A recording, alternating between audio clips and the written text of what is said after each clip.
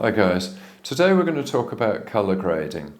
Now this applies to all software, not just Adobe Lightroom. It applies just as much to DxO PhotoLab, Infinity Photo and so on and so forth. But the question we need to ask ourselves is, why is color straight out of the camera not enough? Why do we need to do color grading at all? Well, the answer to this is partially in the difference between the human eye and the camera sensor. The human eye is a way more sophisticated device than any camera sensor. But secondly, it's in this difference between a three-dimensional scene that you observe with your eye and roam around with your eye to a two-dimensional photograph. Now, when we transfer reality into a two-dimensional scene, we have to use a number of devices to encourage the brain or to tease the brain into replicating that three-dimensional experience. And if you think about it, what you're actually doing when you look at a landscape is you look at the most interesting object or the brightest object or something that somebody has pointed out, but your eye roams around that landscape, finding its own way. Nature is far too complicated to reproduce that in a two-dimensional photograph. You would have what would be, quite frankly, a mess, and there's nothing to look at. So we need to use a number of techniques, and color grading is one of the most important in order to tease the eye into replicating that roaming around the photograph process. The second thing we need to think about is that individual camera manufacturers treat color in subtly different ways. We hear people talking about Canon color or Nik color, or the beautiful colors that are reproduced by Leica, for example.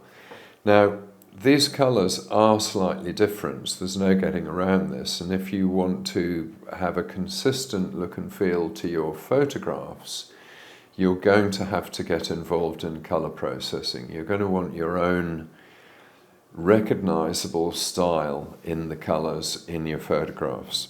The third thing is that in every processing package, be it Lightroom, DxO PhotoLab or whatever, you have two different sets of tools. You have selective tools which are dedicated to color grading, and we'll be looking at those in the context of Adobe Lightroom in a second. But you also have a set of basic tools that are to do with tone and light that do have an effect on color. And you need to be very careful using these tools. So contrast, for example, will accentuate all the colors globally across your photograph. That may not be the effect you want. Similarly, sharpness will trick the brain into focusing on particularly sharp areas of the picture. Again, you need to use that constructively. We're going to go through the tools, both the basic tools and the color processing tools at a high level that we find in Adobe Lightroom. And in subsequent videos, we're going to break that out into individual tools and do a real detailed breakdown. Okay, so let's get into this first part.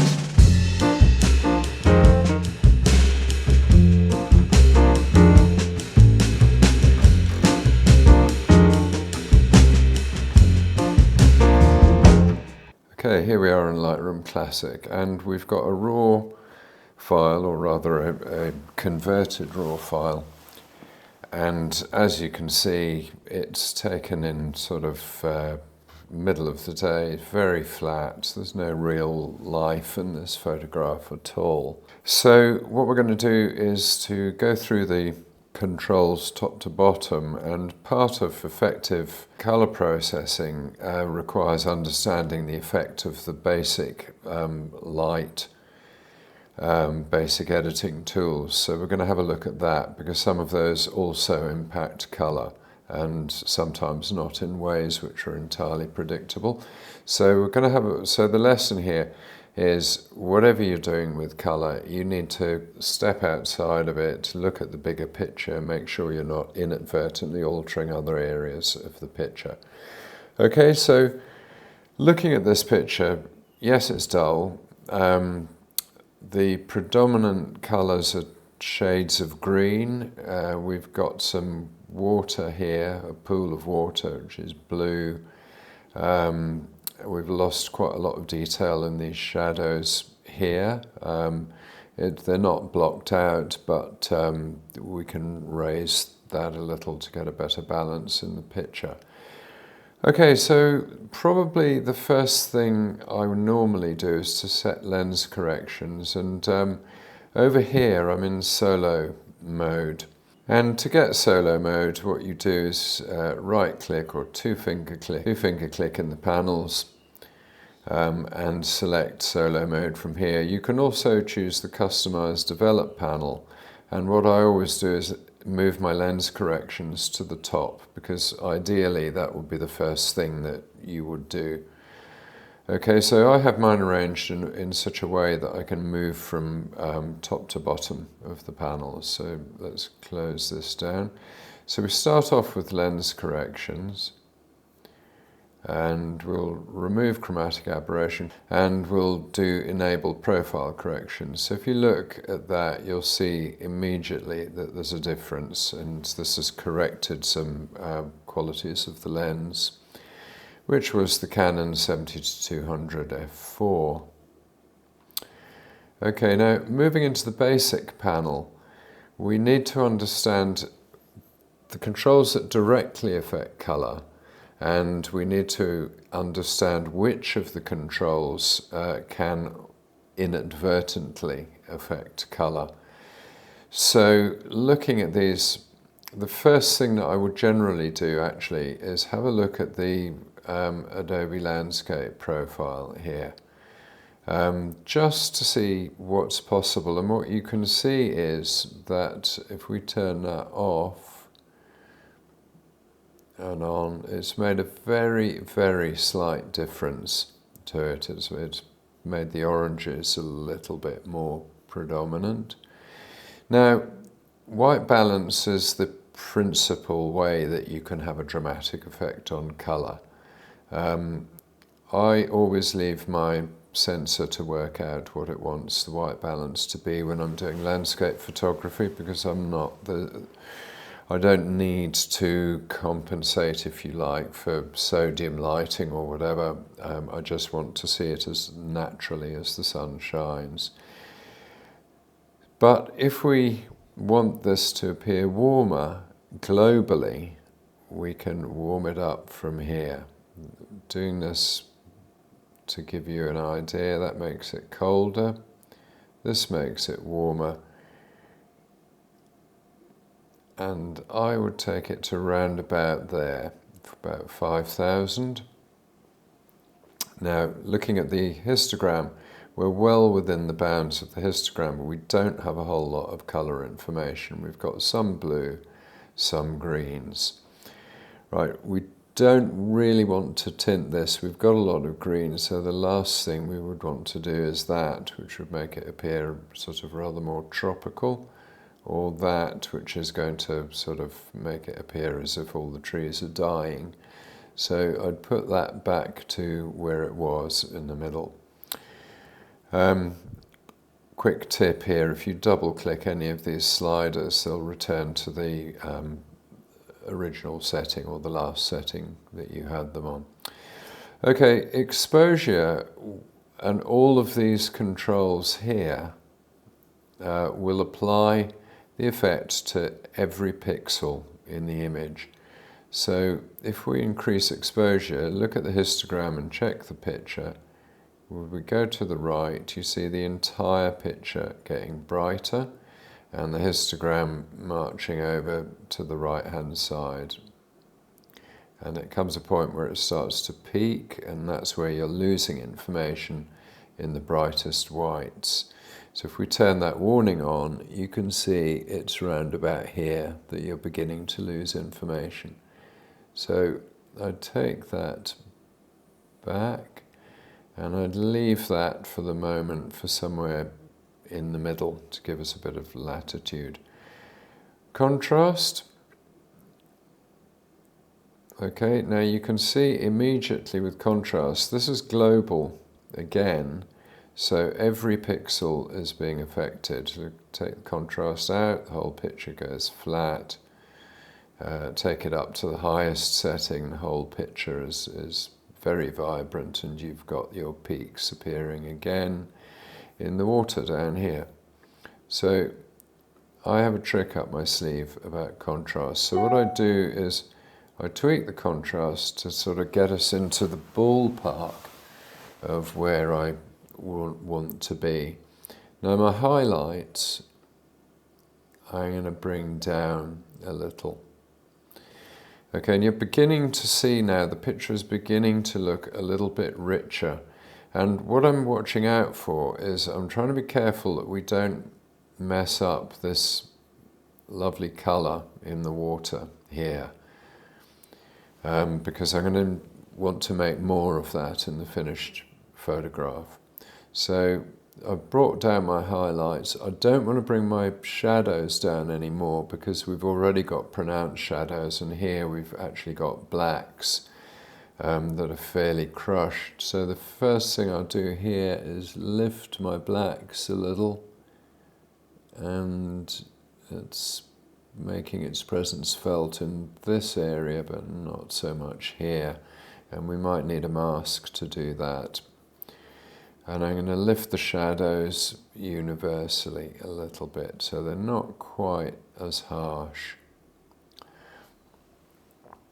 Okay, now moving down to the presence section, we've got vibrance. What vibrance will do is increase, it's kind of like a targeted saturation. So saturation is global, and it will increase the saturation of pretty much everything.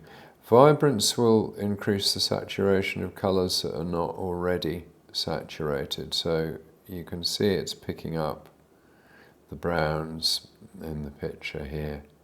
I would take the global saturation down. I think less is definitely more here, but we're getting more blue to work with. We're getting more greens and a little bit of red coming through. Now the tone curve is effectively our secret weapon here. With the tone curve, the contrast tool basically models an S-curve. So if we just take the contrast tool off, put that back in the middle, turn that to 0, and we go down to our tone curve and bring that back to there and drop that, highlight that. That's more or less what we were looking at with the contrast curve a minute ago. So what I use the contrast curve for is to get us into the ballpark, and then I can use the tone curve in a much more targeted sense. I'll show you how that works. So we'll go back into our basic controls.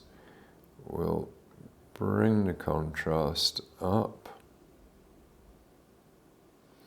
keeping an eye on the histogram to make sure we're not starting to clip any values. And now we go down into the tone curve, and manipulating this area will drop the shadows just, but it won't affect the other colours. So if we look at these areas, they're not being affected by this alteration, whereas if we'd just simply played with the contrast, everything would change. Right, we don't need to push this any higher up because we're pretty well exposed around here, so there's no need to further mess around with this. I might be tempted to take my mids down a little bit.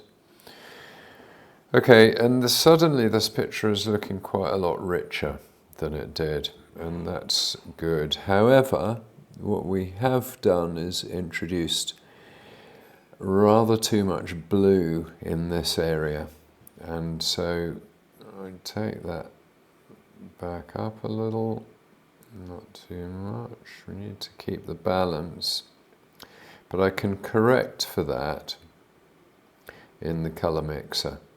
So if we take our blues, we can make them more blue, more purple. We need to get them in the middle, and just with the aqua, yeah.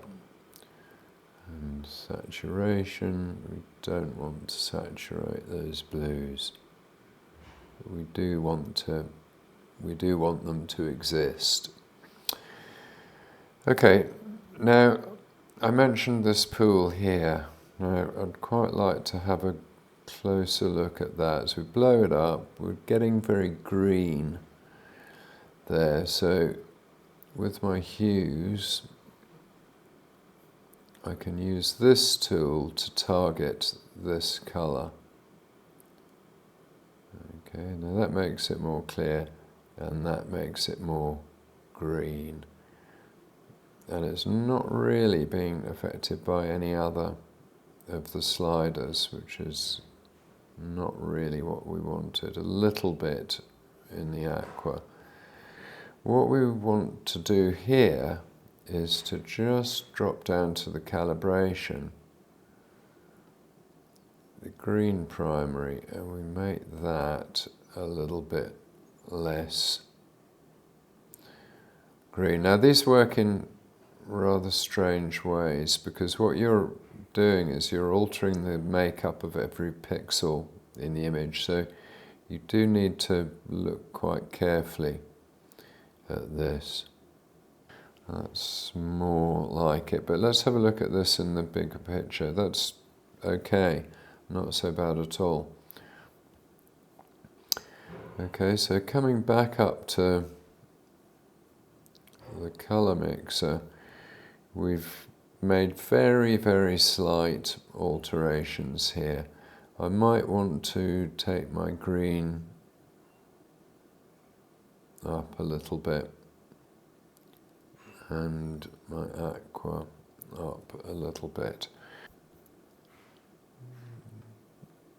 Yeah, as you can see, so really we want to lighten up or boost this, so we're getting this sort of almost turquoise look to this water. We can also use the point color tool to select a precise image. So if we take this here, and we want to take this, don't want it to appear any more green. Let's take the saturation out of it a little bit. We don't want to take the luminance out. So we are affecting other areas of the picture, so let's have a quick look at this. That's not bad, we can live with this. But we've got a nice sort of clarity to these pools of water, which is good. Okay, so moving away from the colour mixer towards colour grading. These are more universal tools, but these are hit the midtones, the shadows and the highlights. Okay, and what we can do is, with our midtones, make them slightly warmer. Just move it over to the green a little. We don't want to go full tropical here, but that's beginning to look quite pleasant, sunny afternoon. Our shadows, typically shadows are cold, so we'll just pull that down just a touch towards the blue, and the highlights a little touch towards the blue again. Okay, and looking at the sliders here, we can change effectively the contrast of the way these are applied. Now at this point you're looking at the whole picture and you want to increase effectively the richness of this picture. Calibration we've already looked at. So let's have a closer look at this picture. So we've now got nice greeny blue look. We're slightly overexposed, so I'm going to go back to the basic controls here, and I'm just going to drop that exposure back a little bit. And that should give us more detail. Yeah, that's looking much better. Okay, so to finish this picture off, what I would do is I would lift the shadow here, because this is a big distracting chunk of shadow. And I think more than anything, what I would do is more radical even, is I would change the aspect ratio of the picture. I'd go with 4:5, and there's nothing much going on in that foreground that's particularly interesting. And so if I go to here, we're now drawn into the picture much more. We've got the lights in this area, lights in this area. We've got a pathway through this picture, and we just want to emphasize that a little bit, and I'm going to do that with masks. So I'm going to take a brush. We want it to be quite small, and this is going to be brush over the whites here where the water's tumbling down the waterfalls, and come down here, and I'm just going to brush these areas here. Okay, and add to that exposure, bring up the whites, bring up the highlights in that water, and let's have a look at that in full. Okay, too much, so we'll back off a little bit on that, to around about there. Perhaps the whites, you just need to be quite subtle with this. So we've got effectively a little splash here that turns out to be trickling water when you look closely. And that's okay, that bit's catching the sun, so that's fine. Perhaps a little bit here, a little bit there. Okay, and now let's follow this stream up the picture and see where else we might want to apply this effect. Okay, and the obvious candidate is here. And this is on the brink of being overexposed here, so I'm going to take that down and just leave. It's a small detail. Take that highlight out and just leave it on exposure. That's fine. That's fine. These bits are slightly overexposed in any case, so I'm not going to go and do any more damage with those. So we fit the picture, and once again you've got your lead through the picture from the front here through the stream. Let's have a closer look at it up there. Okay, we just need to get the exposure slightly better, and that is going to mean dropping it down a little. And yeah, and actually if we go back to the basics,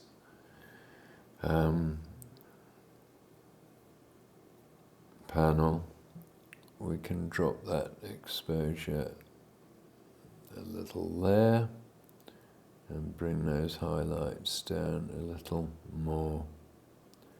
And that's much more, much less overblown. We've actually recovered these highlights quite well. Okay, that's looking a lot richer, but again, there's a lot of compromises going on here. So in doing that, we've rendered this pool rather more back towards the green. And let's have a quick dash at doing that with a mask. Bring this on, we do a brush, and we just want to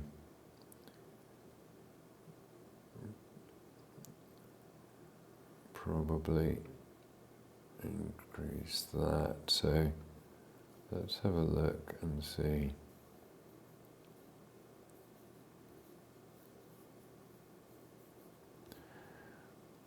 Okay, so tiny little bit there.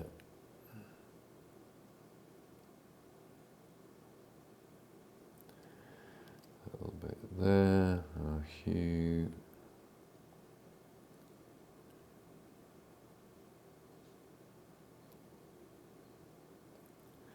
Need to be very, very careful with this.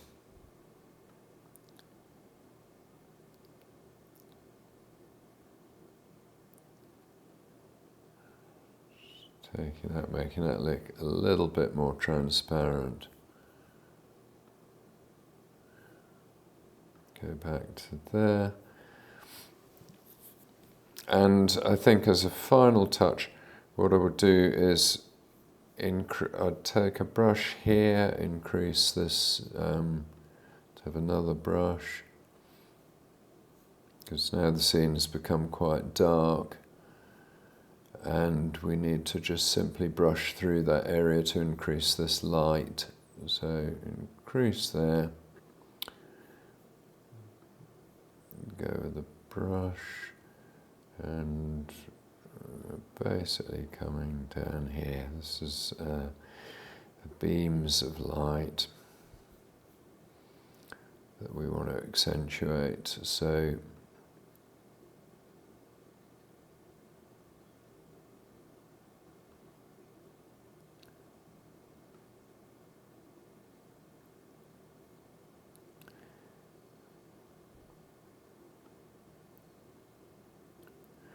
and just a little tweak there. So the takeaways here are that you want to go with nature. You want to read from the, what the picture's telling you. So our sunshine here is coming from top right-hand side.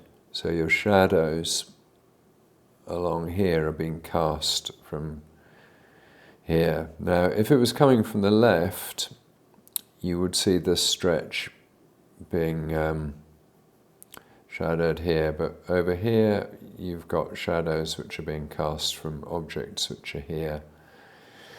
I might be tempted to lighten some of these shadows up a little bit, but I quite like this effect. It gives you a feeling of depth in the picture. It's not a masterpiece, it's just a nice picture of some woodland. And I've got to say, woodland is hard. I've always struggled a bit with woodland, so this has worked out quite well. Okay, so I hope this made sense to you, and hopefully we'll see you in the next video. Thanks a lot, guys. Oh, if you can give us a subscribe or a like on the video, that'd be hugely appreciated, and we'll see you in the next video. Thanks a lot.